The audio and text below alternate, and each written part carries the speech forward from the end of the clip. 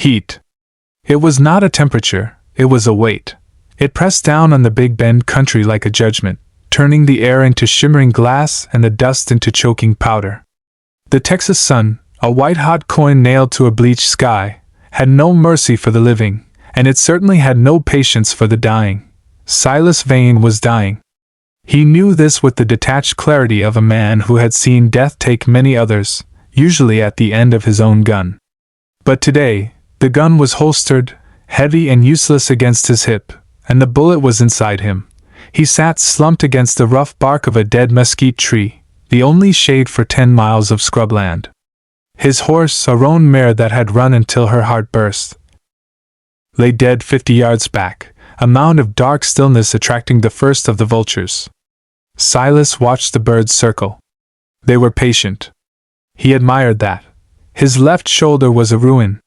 The bullet, a heavy .45 caliber slug fired from a ridge he never checked, had punched through the muscle and lodged itself against the scapula. It hadn't shattered the bone, he didn't think, but it was festering. The infection was a slow fire moving through his veins, turning his blood to sludge and his thoughts to smoke. "Get up," he whispered. His voice was a rasp, like sandpaper on dry wood. He didn't move. He looked down at his hand. He was holding his Bowie knife. The blade was dark, stained, but the edge was keen. He had gathered a small pile of dried sage and twigs. With shaking hands, he struck a match against his boot heel. The flame flared, almost invisible in the glaring sunlight, and caught the dry tinder. Fire. Purifying, agonizing fire. Silas unbuttoned his shirt. The fabric was stiff with dried blood, peeling away from his skin with a wet tearing sound that made his stomach roll. He looked at the wound. It was an angry, puckered mouth, oozing yellow and black. The smell of it, sweet, wrought copper, cut through the scent of the sage. He thrust the blade of the knife into the small fire. He watched the steel change color. Gray to dull red to orange. Orange to white. He had to do it. If he didn't cauterize it, the poison would stop his heart before sundown. If he did do it, the shock might kill him anyway. It was a gamble. But Silas Vane was a gambling man who had been playing with loaded dice his whole life. "Do it," a voice said. Silas looked up. Standing at the edge of his vision, shimmering in the heat haze, was a boy. Maybe 12 years old. He wore a simple cotton shirt, oversized, and suspenders. His face was pale, unblemished by the sun. But his chest was a ruin of red wetness. The ghost boy. Silas blinked, sweat stinging his eyes. "You're not real," he grunted. The boy didn't speak again. He just pointed at the knife. Silas grit his teeth.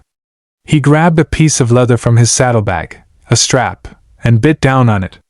He took the knife from the fire.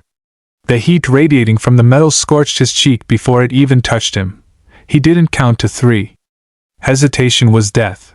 He jammed the white-hot steel into the hole in his shoulder. The world didn't go black immediately.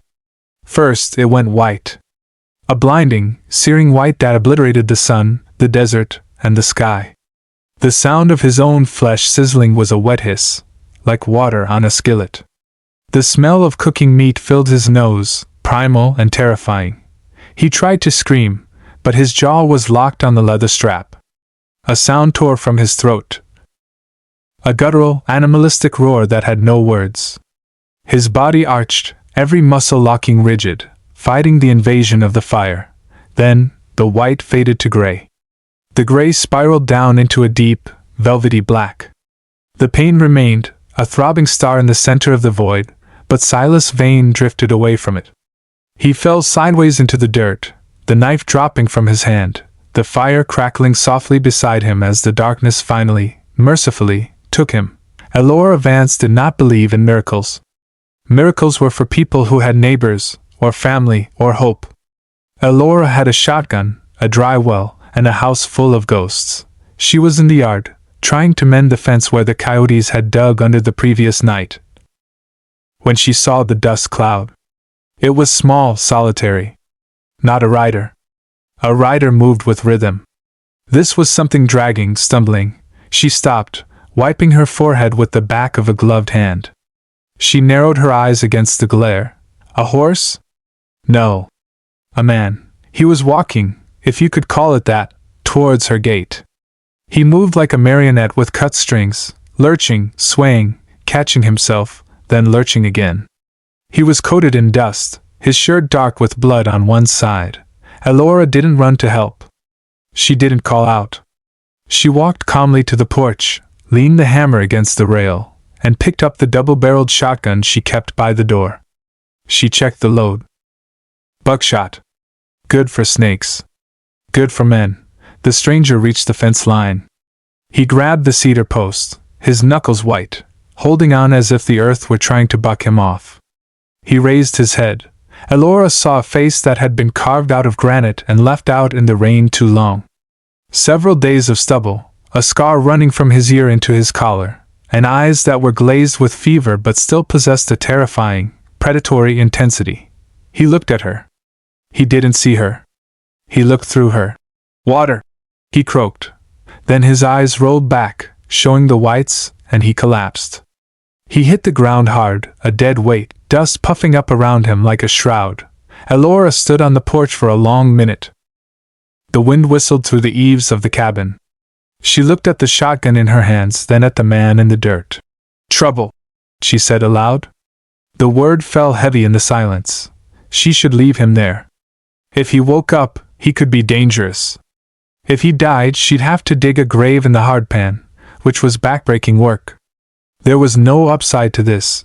But Elora Vance was her father's daughter, and despite everything the world had done to them, she couldn't leave a dog to die in this heat, let alone a man. Damn it, she hissed. She propped the gun against the fence and moved to him. He was heavy, dense with muscle and bone. She grabbed him under the arms, gritting her teeth, and dragged him. Her boots skidded in the dirt. It took every ounce of her strength to haul him up the steps and into the cool, dim interior of the cabin. She dumped him on the rug near the hearth. He groaned, a low, pained sound. Elora knelt beside him. First things first. Disarm. She unbuckled his gun belt. It was heavy. The leather was worn smooth, well-oiled. The Colt Peacemaker in the holster was clean, no rust, the handle customized with a grip that fit a specific hand. A gunman's tool. She set the gun on the table, far out of his reach. Then she searched his pockets. A few coins. A pocket knife. A box of matches. And a folded piece of paper, stiff with sweat. She unfolded it. It was a wanted poster. Wanted dead or alive. Silas Vane. For bank robbery and murder in El Paso. Reward $500. Elora's breath hitched. $500. That was enough to fix the roof, deepen the well, buy seed for 3 years. It was enough to leave this godforsaken canyon forever. All she had to do was put a bullet in him right now, or just let the infection finish the job. He was a murderer. The poster said so. A killer of innocence. She looked at his face again. The lines of pain etched around his mouth. The vulnerability of his neck as his head lolled back. She reached into his shirt pocket, looking for anything else. Her fingers brushed against something stiff. A photograph. She pulled it out. It was a tintype, small and battered. It showed a young boy, maybe 12, standing next to a younger version of Silas Vane. Silas had his hand on the boy's shoulder, and he was smiling, a genuine, easy smile that looked nothing like the mask of stone he wore now. The boy looked happy, safe. On the back, written in pencil, Tobias, 1870. Elora looked at the wanted poster. Murderer. She looked at the photo. Brother? Son? Protector. She looked at the bloody mess of his shoulder. The cauterization he had attempted was botched. It was burned, yes, but the bullet was still in there, and the tissue around it was swollen and angry. She stood up. She walked to the table and looked at the Colt. She could end this now. Cash in the bounty. Be safe. She looked back at the photo of the boy. Hell, she whispered. She went to the cupboard and pulled out her father's surgical kit. It hadn't been opened in 3 years. She grabbed a bottle of whiskey and a clean rag. She wasn't going to kill him. Not yet. She needed to know who this man was, and why a cold-blooded killer carried a picture of a smiling boy like a holy relic. Silas woke to the smell of whiskey and the sensation of being skinned alive. He tried to lurch up, to fight, but his wrists were bound tight to the iron frame of the bed. He thrashed, his legs kicking out, but a weight pressed down on his chest. "Stop moving or I'll cut an artery," a voice said. Cold. Female. Absolute. Silas forced his eyes open. The room was dim, lit by a kerosene lamp that cast long, dancing shadows against log walls. A woman stood over him. Dark hair pulled back severely. A face that might have been beautiful if it wasn't set in a grimace of concentration. Her sleeves were rolled up, her hands red. She was holding a scalpel. "The bullet is deep," she said, not looking at his face, only at the wound. "You burned the surface, trapped the infection inside." "Stupid, let me go," Silas gritted out. "No." She poured whiskey directly into the open wound. Silas screamed. It was a raw, tearing sound that scraped his throat raw. He arched his back, the ropes biting into his wrists. "Breathe," she ordered. "I have to cut the dead tissue before I can get the lead." She didn't wait for him to compose himself. She cut. The pain was a living thing. It had claws and teeth, and it was eating him from the shoulder down. Silas stared at the ceiling beams, counting the knots in the wood, trying to anchor his mind to something. Anything other than the agony. 1 knot. 2 knots. The boy. The boy was sitting on the rafters, dangling his legs. He looked down at Silas, his eyes sad. Blood dripped from the boy's chest, landing on Silas's face, cool and phantom. "You deserve this," the boy seemed to say. "This is penance." "Almost there," the woman muttered. She swapped the scalpel for a pair of forceps. Silas felt the cold metal slide inside him. It scraped against his bone, a vibration that rattled his teeth. He groaned, a low, continuous sound of suffering. "Got it." She twisted her wrist. A wet suction sound. A sharp pop. She lifted the forceps. Clamped in the jaws was a deformed lump of gray lead. She dropped it into a metal pan. Clink. Silas's head fell back against the pillow. He was panting, sweat soaking the sheets. The edge of the pain dulled slightly, replaced by a throbbing ache. The woman began to stitch him up. Her movements were efficient, practiced. She wasn't gentle, but she wasn't cruel. She was a mechanic fixing a broken engine. "Who are you?" Silas whispered. "Elora Vance," she said, tying off a suture with a snap of thread. "And you are Silas Vane. Wanted in El Paso." Silas went rigid. "You went through my pockets." "I did." She placed a bandage over the wound and began to wrap his shoulder. $500. "That's a lot of money for one man's head. Why didn't you turn me in?" Elora finished the bandage. She wiped her bloody hands on a rag and finally looked him in the eye. Her eyes were dark, intelligent and guarded. "Because the nearest marshal is 2 days' ride," she said calmly. "And because I found the picture." Silas blinked. "Picture? The boy." "Tobias." Silas closed his eyes. The name hit him harder than the scalpel. "Don't. Is he your son?" "No." "Brother?" "No." "Then who?" Silas opened his eyes. He looked at her, and for a moment, the killer's mask slipped, revealing a depth of sorrow that frightened her. "He was the one I was supposed to save," Silas said. "And I didn't." Elora studied him for a long moment. She picked up the pan with the bloody bullet and the instruments. "Rest," she said. "If the fever breaks, you live. If it doesn't, I'll bury you in the morning." She turned down the lamp and walked out of the room, leaving him in the darkness with his pain and the ghost of the boy on the rafters. Time dissolved. There was no day or night, only the burning heat of his own blood. The infection was fighting back, a war waged in the trenches of his veins. Silas drifted in and out of a delirium that was more vivid than reality. He was back in El Paso. The bank. The marble floor was cool under his boots. He could smell the gun smoke, sharp and acrid. He could hear the screams. Corvus was there. Jebediah Corvus. The man dressed like a preacher and killed like a butcher. Corvus was smiling, holding a pocket watch. Tick. Tick. Tick. Time's up, Silas, Corvus said. His voice was smooth, like oil on water. Then the boy, Tobias, stepped out from behind the teller's cage. He was holding a toy soldier. He looked at Silas, confused. Silas? The boy asked. Are we going home? Get down! Silas screamed in the dream. Tobias, get down! The gunshot was deafening. It wasn't Silas's gun. It was Corvus's. Tobias fell. He fell slowly, like a feather.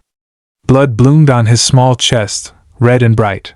Silas tried to run to him, but his feet were stuck in tar. He couldn't move. He could only watch as the light faded from the boy's eyes. Coward! Corvus whispered in his ear. You let him die to save your own skin. No!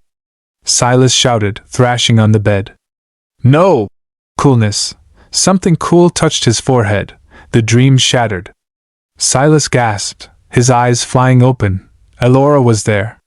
She was sitting on the edge of the bed, pressing a wet cloth to his brow. Her face was tired, shadows circling her eyes. She looked like she hadn't slept in days. Easy, she said softly. It's just a dream. You're burning up. Silas looked at her. For a second, he thought she was an angel. Then he remembered where he was. The cabin. The surgery. The ropes were gone from his wrists. Water, he rasped. She lifted a tin cup to his lips. He drank greedily, water spilling down his chin. It tasted like life. How long? He asked. 3 days, Elora said. You screamed a lot. Calling out names. Tobias. Corvus. Silas flinched at the name Corvus. I need to leave. He tried to sit up. The room spun violently. His shoulder throbbed, but the sharp, agonizing bite of the infection felt different. Dull. You're not going anywhere, Elora said, pushing him back down gently but firmly. You can barely lift your head. If you ride now, you'll fall off before you reach the gate. He'll come, Silas said, grabbing her wrist. His grip was weak, trembling. Corvus. He knows I'm not dead. He'll track me. Elora pulled her wrist away. Who is Corvus? The devil, Silas said. And he's coming for me. If I'm here, he'll kill you too. Elora stood up, crossing her arms. Her silhouette against the window was rigid. I've handled coyotes, rattlers, and drought, Mr. Vane. I can handle a man. You haven't met a man like this, Silas warned. He doesn't want money. He wants to erase me. And he burns everything in his path. Elora stared at him. The fear in his voice was genuine.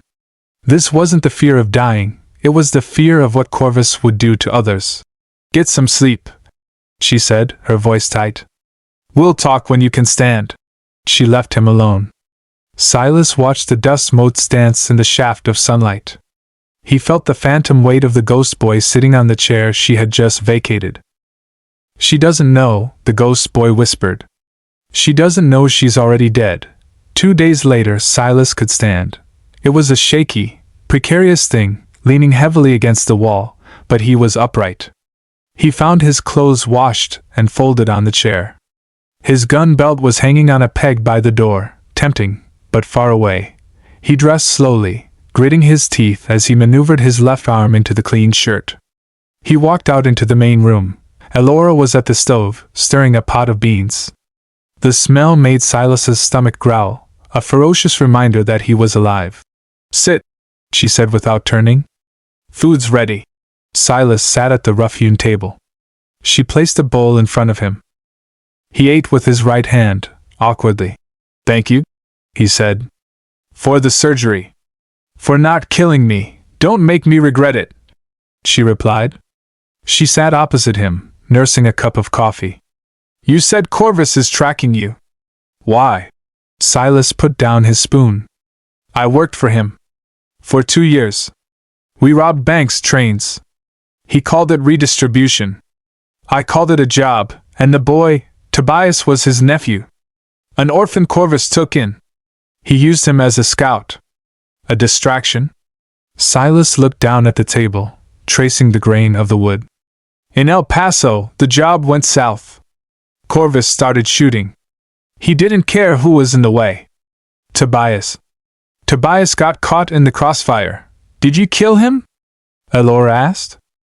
The question was a blade. No, Silas said softly. But I didn't stop Corvus. And when the smoke cleared, I took the money and I ran. Not the gold. The ledger. Corvus's book of names. His contacts. His safe houses. Elora's eyes widened. You stole his leverage. I stole his insurance. That's why he's coming. Not for the money. For the book. And to kill the only witness to what he did to that boy. Where is the book? Silas tapped the side of his head. Memorized. And then burned. Elora stared at him. So you are the book, yes. Before she could respond, a sound drifted in from outside. Hoofbeats. Slow, deliberate. Silas went still. His hand dropped instinctively to his hip. Finding only empty air. He looked at the gun belt by the door. Too far. Elora stood up, her face pale. She moved to the window. Is it him? Silas whispered. No, Elora said, relief washing over her voice. It's the sheriff. Sheriff Dow. She unlocked the door and stepped out onto the porch. Silas moved to the shadows, out of direct sight, but close enough to hear. Morning, Elora, a voice called out. It was old, gravelly, sounding like it had been gargling stones. Sheriff Dow. Elora greeted him. What brings you out this far? Just checking the perimeter. Heard reports of a rider coming this way. Wounded. Dangerous. Silas held his breath. Haven't seen anyone, Sheriff. Elora lied. Smoothly. Too smoothly. There was a pause. The creak of saddle leather. That's funny, Dow said. Because there's a dead horse about 5 miles back. Roan mare. Saddlebags look familiar. Silence. Elora. Dow's voice dropped, losing its official tone. I know he's in there. Elora didn't speak. Step aside, girl. He's hurt, Henry. He's dying. He's a killer. And he's got a price on him. He saved a boy's memory. That counts for something. It don't count for the law. Silas stepped into the doorway. He leaned against the frame, looking every bit the battered wreck he was, but his eyes were hard. Sheriff, Silas said. Sheriff Henry Dow sat on a gray gelding that looked as tired as he was. Dow was a man in his 60s, his badge tarnished, his uniform dusty. He had a face full of regrets and a gun hand that shook slightly. Vane, Dow nodded. You look like hell, feel like it too. I should haul you in. Drape you over the back of my horse, you could try. Silas said. But Elora's got a shotgun behind the door, and I don't think she likes visitors. Dow looked at Elora. He saw the set of her jaw. He sighed, a long, weary exhalation. I'm not here to fight you, Vane. I'm here to warn you. Warn me, Corvus. His men were spotted in Marfa yesterday. They're turning over every stone. Asking about a wounded rider. They burnt the McAllister place just because old man McAllister looked at them wrong. Silas felt a cold chill. He's close. He's coming. Dow corrected. And I don't have the men to stop him. The town council won't authorize a posse for a personal feud. They're scared of him. So you're just going to let him ride? Elora asked. Indignant. You're the law. I'm an old man with a badge that don't mean much out here, Dow said bitterly. I'm telling you this so you can run. Both of you. Pack up. Leave. Go to Mexico. I'm not leaving my home, Elora said. My father built this cabin. I won't run from a bandit. He ain't a bandit, Elora, Dow said, looking at her with sad eyes. He's a plague. He'll kill you, burn this place to ash, and salt the earth. Dow reached into his saddlebag. He pulled out a box of ammunition and tossed it onto the porch. It landed with a heavy thud. That's all the help I can give. 45 long Colt. And a prayer. He turned his horse. Wait! Silas called. Why help me? Dow stopped. He didn't look back. Because I knew Corvus before he was a judge. And I know what he does to people who get in his way. Nobody deserves that. Not even you. Dow kicked his horse and rode off, a solitary figure disappearing into the heat haze, leaving them with a box of bullets and a death sentence. The dust from Dow's horse settled. The silence returned, but now it was charged with electricity. Silas looked at the box of bullets. He looked at the horizon. He's right, Silas said. You need to go. Pack a wagon. I'll ride south, draw them away. You go north to Fort Davis. Elora picked up the box of bullets. She weighed it in her hand. No. Elora, don't be stupid. You heard him. They burned the McAllister place. This is my land, Elora said. Her voice wasn't loud, but it had the density of iron. I was born in this cabin. My mother died in that bed. My father is buried under the cottonwood. I have nowhere else to go. I am not running. She turned to him. Her eyes were fierce, blazing with a stubbornness that matched his own. And you're not riding south to die alone, Silas Vane. You owe me. Silas blinked. I owe you, I saved your life. I cut that bullet out. I wasted good whiskey on you. You belong to me until that debt is paid. Silas looked at her. Really looked at her. He saw a woman who had been hardened by the frontier, who carried her own scars. Invisible but deep. She was terrified. He could see the pulse jumping in her neck, but she was choosing to stand. He thought of Tobias. He thought of the moment he ran, leaving the boy on the marble floor. Coward. He wasn't going to run this time. He walked over to the peg and took down his gun belt. He buckled it on. It felt heavy, familiar. A part of him he had tried to cut away, now reattached. He picked up the cold peacemaker. He spun the cylinder. It clicked smoothly. He looked at Elora. I'm not a carpenter, Silas said. I can't fix your fence. I can't plow your field. He holstered the gun. But I can kill every man that tries to step onto this porch. Elora nodded once. A pack sealed in desperation and dust. Then get to work, she said. We have windows to board up. Silas walked to the edge of the porch. He scanned the horizon, the shimmering heat waves distorting the distance.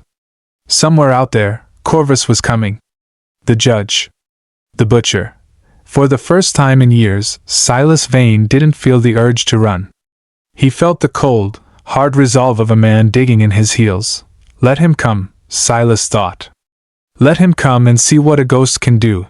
He turned back to the cabin, to the woman, and to the fight that would decide their souls. The cabin changed. It ceased to be a home, a place of rest and memories, and transformed into a fortress. The metamorphosis was ugly, loud, and necessary. For 2 days, the sound of hammers striking iron and saws biting into wood echoed off the canyon walls. It was a rhythmic, desperate industrial music that challenged the oppressive silence of the big band. Silas Vane worked with a feverish intensity that worried Elora. His shoulder was still a stitched-up ruin, stiff and prone to throbbing with every swing of the hammer, but he refused to stop. He moved like a man possessed, or perhaps a man pursued by demons visible only to him. They tore up the floorboards from the back room to reinforce the windows.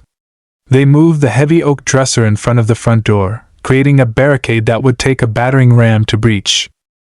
They filled every bucket, pot, and pan with water from the well, lining them up along the interior walls, insurance against fire arrows. Higher! Silas grunted, holding a thick plank of cedar over the west-facing window. Elora hammered the nails home. Her hands, usually accustomed to the delicate work of sewing or gardening, were now blistered and raw. She didn't complain. Every nail was a statement. I am still here.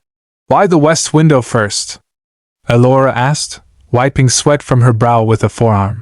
Sunset, Silas said, stepping back to inspect the work. Corvus likes the sun at his back. It blinds his enemies. He'll hit us from the west when the light is dying. Elora looked at him. You know him well. I know how he hunts. Silas touched his shoulder absently. He treats killing like mathematics. Angles, light, windage. He doesn't fight with emotion until he has you cornered. Then he enjoys it. They worked until their muscles trembled. By late afternoon of the second day, the cabin felt claustrophobic. Shafts of light pierced through the gaps in the boarded windows, filling the dusty air with sharp, geometric beams. It felt less like a house and more like a cage, or a coffin waiting for its lid. "We need to clear the brush," Silas said, looking out through a firing slit they'd left in the front barricade. 50 yards out. Anything that can hide a man needs to go. That sagebrush, Elora protested weakly. It holds the soil. It holds shooters. Silas corrected. Burn it. They spent the last hour of daylight dragging dead branches and dry scrub away from the perimeter, creating a kill zone, a stretch of flat, open ground where no shadow could survive. When the sun finally dipped below the canyon rim, painting the sky in violent shades of bruised purple and blood orange, they retreated inside. Silas barred the door. The sound of the heavy wooden beam dropping into place was final.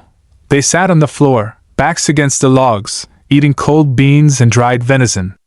The darkness inside was nearly absolute, save for the glow of the embers in the hearth. "Do you think we can win?" Elora asked softly. Silas chewed slowly, swallowing hard. He looked at the empty corner of the room where the ghost boy, Tobias, was currently sitting, dangling his spectral legs and watching them with hollow eyes. "No," Silas said honestly. "I don't think we can win." Elora looked at him, surprised by the bluntness. "Then why are we doing this?" Silas turned to her. In the firelight, the sharp angles of his face were softened, making him look younger, less like a weapon and more like a man. "Because making him pay for every inch of ground," Silas said, "is the only way to make the dying matter." The next morning brought a stillness that felt heavy. Like the air before a thunderstorm, Silas found Elora cleaning her father's shotgun. She was thorough, but her movements were stiff.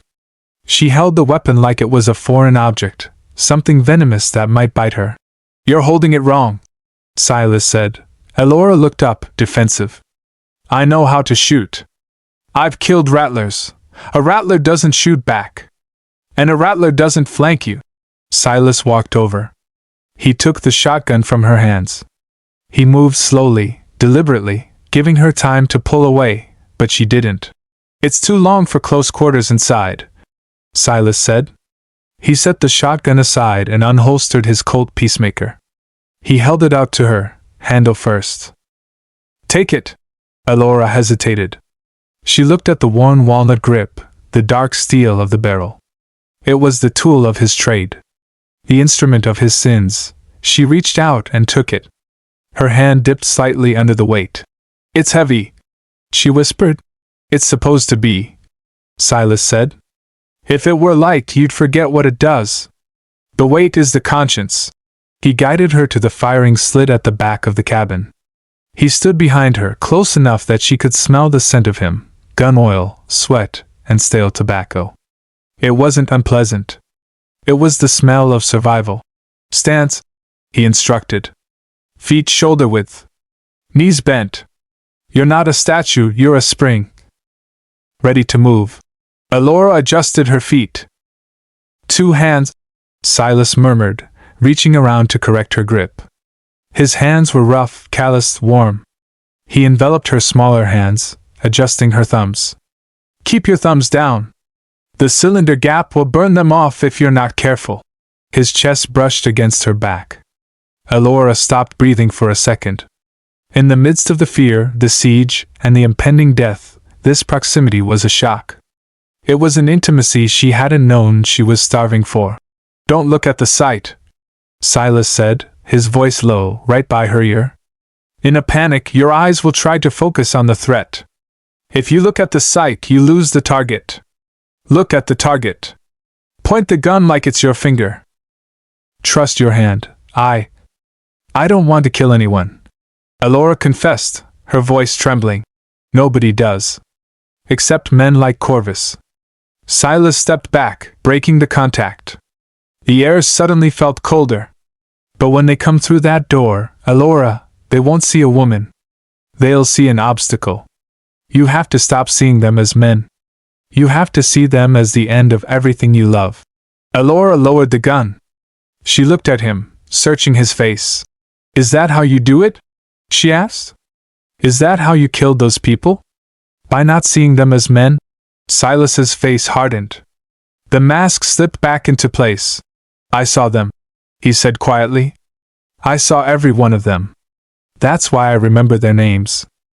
That's why I carry the weight. He took the gun back from her, holstering it with a fluid motion. Keep the shotgun, he said. But if they get close, use the knife. He walked away to check the window, leaving Elora standing there, her hands still tingling from the phantom warmth of his touch. That night the sky broke. It didn't rain, it wept. A torrential downpour that hammered against the roof like 1,000 drumsticks. Thunder rolled through the canyon, shaking the dust from the rafters. Lightning flashed through the cracks in the boards, illuminating the room in strobe-light bursts of blue-white. They couldn't keep watch outside. Visibility was zero. They were sealed in. Silas sat by the hearth, whittling a piece of kindling. Elora sat opposite him, mending a tear in his spare shirt. The domesticity of the scene was a cruel lie. Tell me about the book, Elora said suddenly. Her voice was barely audible over the rain. Silas didn't look up. I told you. It's in my head. No, Elora said. I mean, what is it? Really? Silas stopped whittling. He stared into the fire. The ghost boy was there, sitting in the flames unburned. Tobias was holding a ledger, turning the pages. Corvus isn't just a bandit, Silas said slowly. He's a broker. He moves money for politicians in Austin. He arranges accidents for land barons in New Mexico. The ledger. It has names of senators, marshals, judges. Powerful men. And you stole it? I took it because it was the only thing he valued more than his own life. I thought. Silas laughed, a dry, humorless sound. I thought I could trade it. For Tobias. Elora put down the needle. But Tobias was already dead. I didn't know that then. Or maybe I refused to believe it. Silas looked at her. I ran back into the bank. The vault was open. The money was there. The book was there. But Corvus had dragged Tobias out the back. He used the boy as a shield against the deputies. Silas's hands were shaking. He gripped the knife tighter. I had a shot, Silas whispered. I had a clean line on Corvus. But I hesitated. I was afraid I'd hit the boy. And in that second of hesitation, Corvus pulled the trigger. The thunder cracked outside, a deafening boom that mirrored the gunshot in Silas's memory. He killed the boy just to spite me, Silas said. Just to show me that hesitation is weakness. Then he dropped the body and rode off. Elora moved. She crossed the small space between them and knelt beside him. She didn't touch him, not yet. She just entered his space. It wasn't your fault, Silas. It was, he insisted. I brought the boy into that life. I told him we were like knights. Outlaws with honor. I filled his head with lies, and now you're trying to die for it, Elora said. You want Corvus to kill you? You think it will balance the scales? Silas looked at her. Her eyes were dark pools reflecting the firelight. She saw him. She saw the rot inside his soul, and she didn't look away. I'm tired, Elora, he admitted. I'm just so tired. Elora reached out. She took the knife from his hand and set it on the floor. Then she took his hand in hers. Her skin was rough, but her touch was gentle. You don't get to die yet, she said fiercely. You promised. You owe me the debt, Silas muttered. Not the debt, Elora said. She leaned in, her forehead resting against his. Me. You owe me. I am not Tobias. I am here, alive, and I am scared. Don't you dare leave me alone in this house. For a moment, in the roar of the storm, the rest of the world fell away. There was no Corvus, no bounty, no past. Just the heat of the fire and the heat of her skin. Silas closed his eyes. He breathed in her scent, rain and wood smoke. For the first time in months, the ghost boy in the corner faded, just a little. "I'll stay," Silas whispered. "As long as I can." They sat like that for a long time, holding onto each other as the storm raged outside, two drowning people sharing a single plank of wood. The rain stopped an hour before dawn. The silence that followed was worse than the thunder. Silas was instantly alert. The change in air pressure, the stillness, it was a signal. He moved to the front firing slit, motioning for Elora to stay low. The yard was a quagmire of mud. The moon was hidden behind fleeing clouds. "There," Silas whispered, movement. At the tree line. A shadow detaching itself from the darkness. Then another. And another. "They're not attacking," Silas noted. "They're probing." A gunshot cracked. The sound was flat, wet in the humid air. A bullet thudded into the heavy logs of the cabin wall, nowhere near the window. Then silence. Another shot. This one from the east. It pinged off the metal chimney pipe. "They're testing the angles," Silas said. "Checking where we return fire from. Should I shoot?" Elora asked, clutching the shotgun. "No. Don't give them a muzzle flash. Let them guess." The probing continued for an hour. Random shots. Shouts from the darkness, insults, laughter, noises meant to fray the nerves. "Come out, Vane!" a voice hollered. "We got a warm fire out here.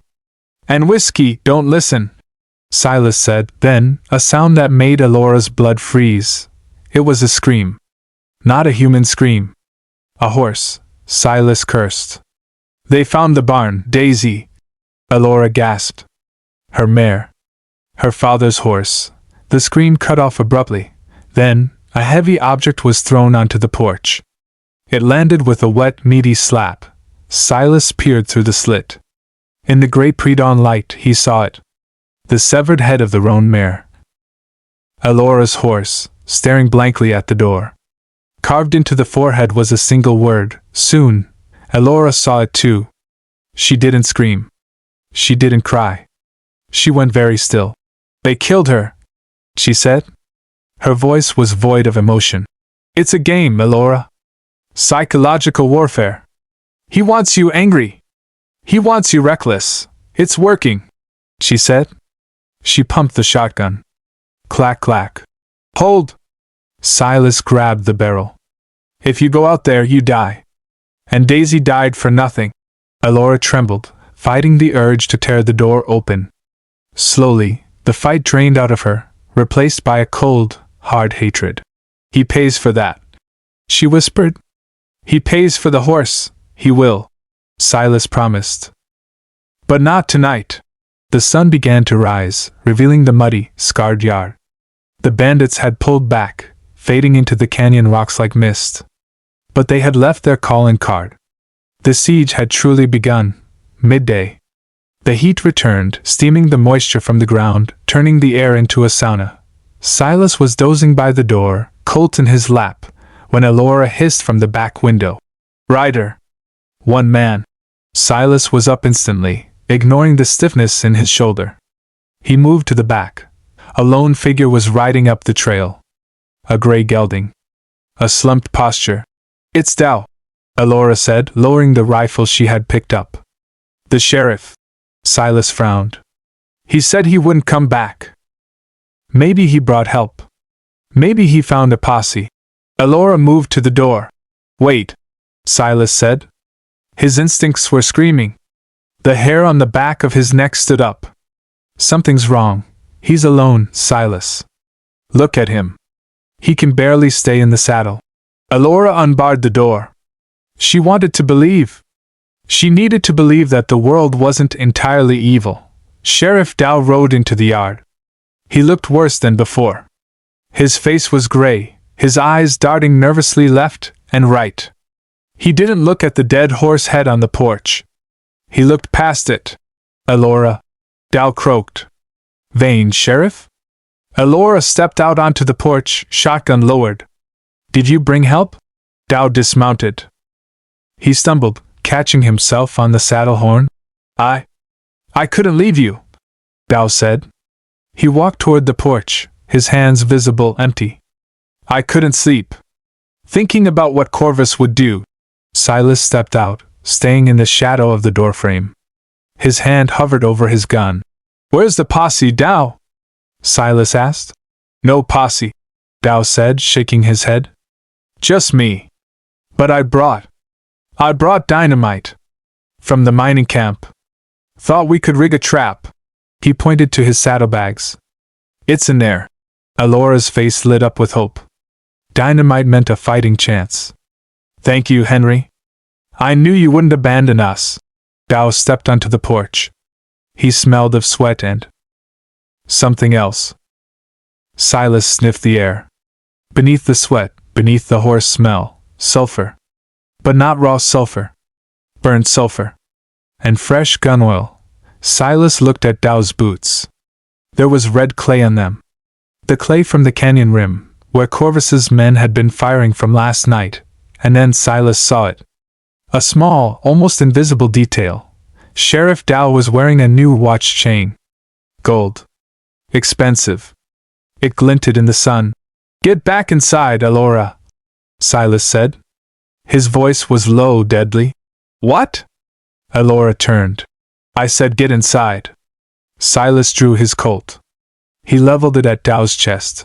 Silas! Alora shouted. He's helping us. Show me the dynamite, Sheriff, Silas said.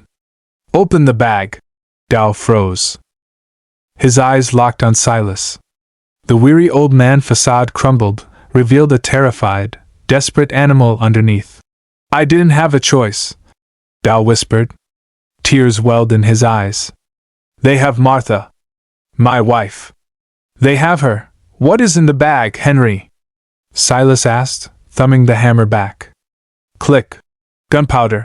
Dow sobbed. A fuse. He told me to put it under the porch. To blow the door. He said if I did it, he'd let Martha go. Alora gasped, backing away. The betrayal hit her harder than a bullet. The man who had given her candy as a child, who had known her father. Oh, Henry, she whispered. I'm sorry, Alora, Dow cried. His hand twitched toward his own holster. It was a suicide move. He wanted it to end. I can't let them hurt her, don't do it, Silas warned. Dow, don't. Dow drew. He was slow. Old and slow and shaking with grief. Silas wasn't slow. The Colt roared. One shot. The bullet caught Dow in the center of the chest. He was thrown backward off the porch, landing in the mud near the dead horse's head. The silence that followed was absolute. Alora stared at the body.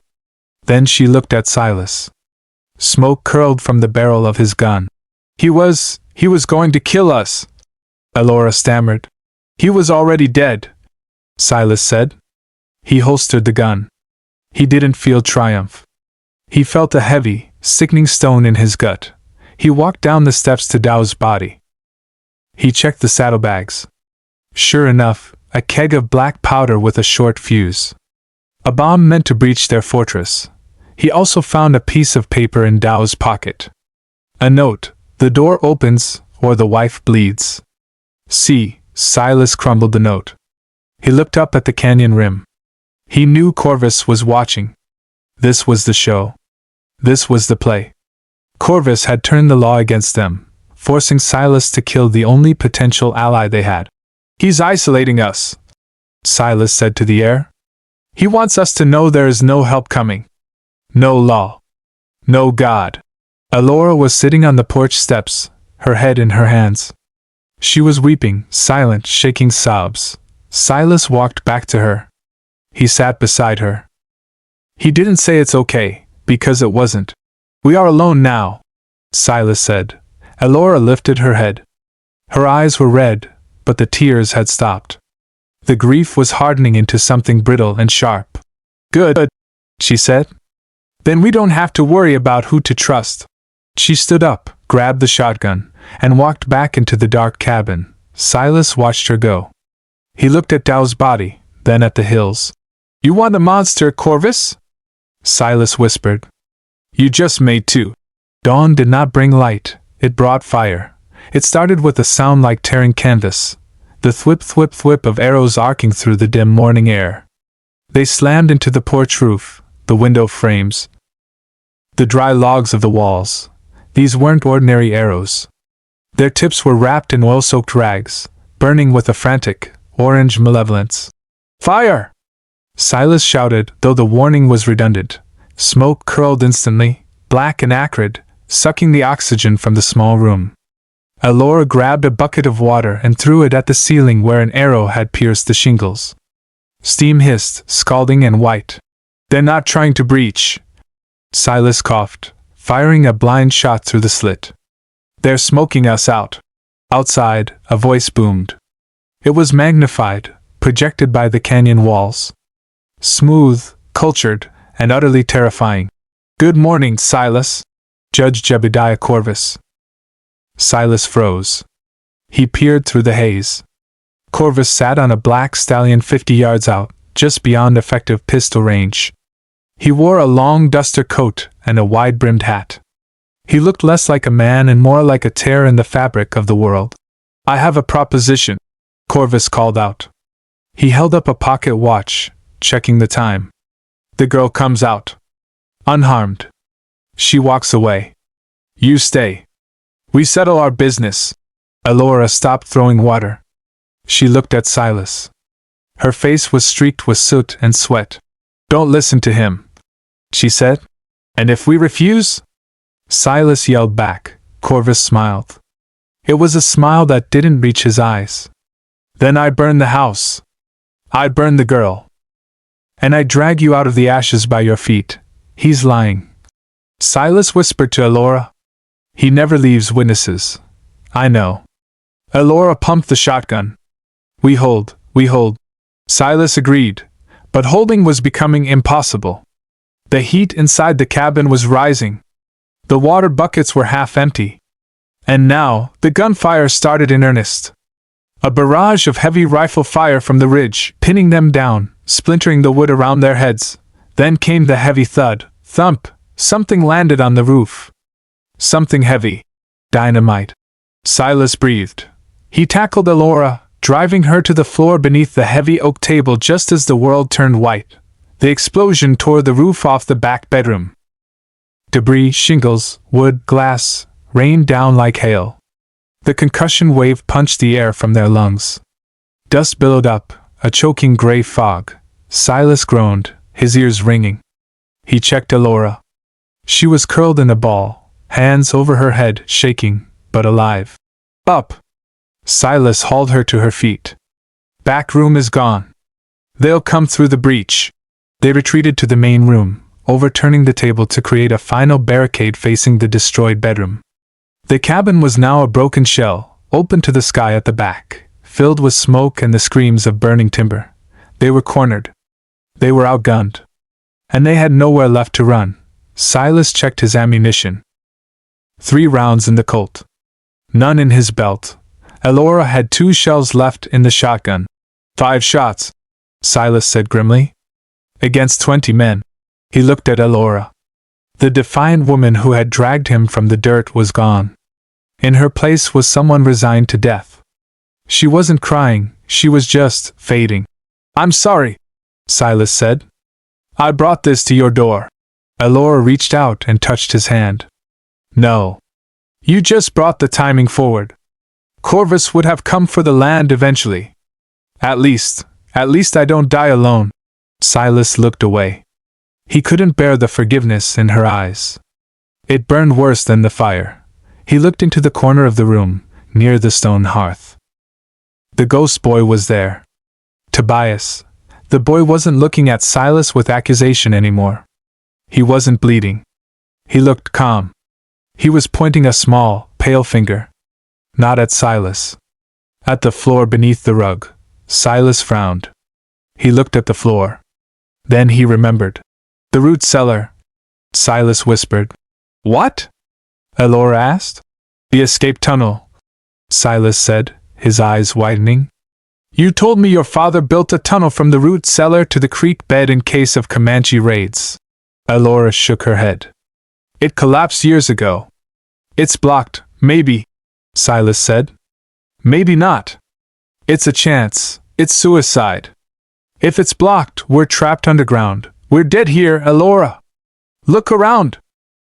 Flames were licking the ceiling beams now. The heat was blistering. Shadows were moving in the smoke of the back room, Corvus's men, preparing for the final rush. Silas grabbed Elora's shoulders. I'm not letting you burn. He dragged the rug aside. There was a trapdoor. He yanked it open. Cool, damp air rushed up, smelling of earth and mold. Get in, Silas ordered. You're coming with me, Elora said, gripping his arm. Silas looked at the tunnel, then at the barricade. Someone has to hold them off. If we both go down there, they'll just drop a stick of dynamite down the hole and bury us. No! Elora screamed. No, Silas! He looked at her.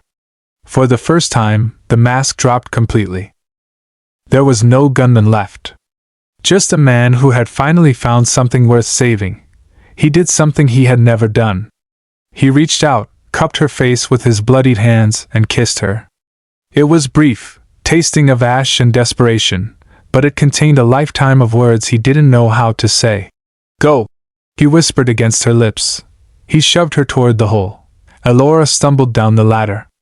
She looked up, tears streaming down her soot-stained face. Wait! Silas hissed. The bandage, what? Come here! He reached down. He didn't pull her up.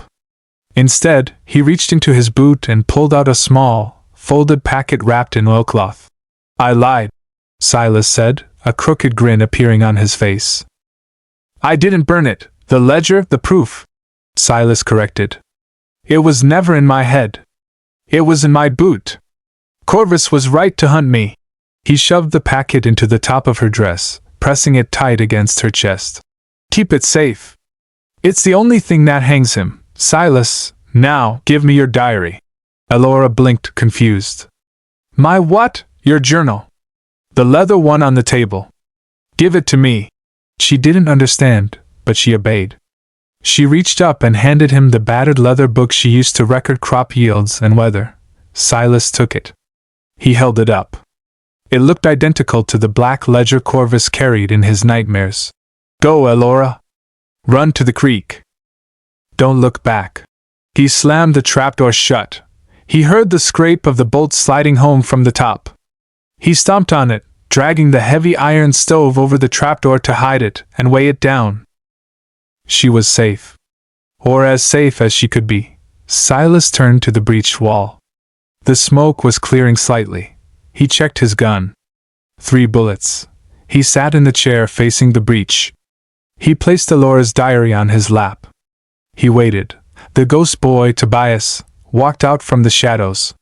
He stood beside Silas. He placed a hand on Silas's shoulder. You did it, the boy seemed to say. You saved one. Silas smiled. Yeah. I guess I did.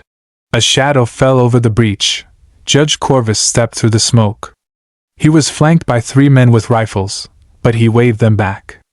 He wanted this moment for himself. Corvus looked around the room. He saw the empty shotgun. He saw the barricaded door. He didn't see the girl. Where is she? Corvus asked, dusting ash from his coat. Gone, Silas said casually. Hell, heaven, take your pick. Corvus narrowed his eyes. You killed her, I spared her, Silas said. Better a bullet from me than a rope from you. Corvus seemed disappointed. He sighed. A waste. She was pretty. He stepped closer. The floorboards creaked. And the book, Silas? Is that it? He pointed to the leather volume on Silas's lap. Silas tapped the cover. Every name. Every date. Every dollar you stole. Every man you buried. Corvus's eyes gleamed with greed. Give it to me. Come and get it. Corvus chuckled. He drew his own pistol, a pearl-handled revolver. You have no bullets left, Silas. I counted. I have one. Silas lied. Then use it. Be a man. Silas didn't raise his gun. He picked up the book with his left hand and held it out. I'm tired of running, Jebediah. Take it. Let's be done. Corvus stepped forward. He holstered his gun. His arrogance was his armor. He reached out and snatched the book from Silas's hand. He opened it eagerly. He expected to see columns of numbers, names of corrupt senators. Instead, he saw handwriting. April 14th. Planted corn. The rain is late, Corvus froze. He flipped the page. May 2nd. The mayor is sick, his face went purple. He looked up at Silas. This is a diary, good read. Isn't it? Silas grinned. The blood from his shoulder was soaking his shirt, but he had never felt lighter. Where is it? Corvus roared, throwing the book into the fire. Where is the ledger? It's gone, Silas said. Like the wind. Corvus drew his gun again. I will gut you. Silas looked at the overturned table. Beneath it, hidden in the shadows, was the keg of black powder Sheriff Dow had brought. The fuse was short, and Silas was holding a lit match. He had struck it on the underside of the chair arm while Corvus was reading. You wanted to erase me, Corvus? Silas asked softly. He looked at the ghost boy one last time. The boy waved goodbye and vanished into the light. Let's get erased together. Silas dropped the match. Corvus saw the flame. He saw the fuse. His eyes went wide, the mask of the sophisticated judge shattering into pure, animal terror. And no. The explosion didn't sound like a noise. It felt like the earth cracking open. The ground shook. Deep in the tunnel, 50 yards away, Elora felt the shockwave. Dirt rained down on her head. The sound was muffled, a dull thump that vibrated in her bones. She screamed. She scrambled up the exit, clawing at the roots and rocks blocking the creek opening.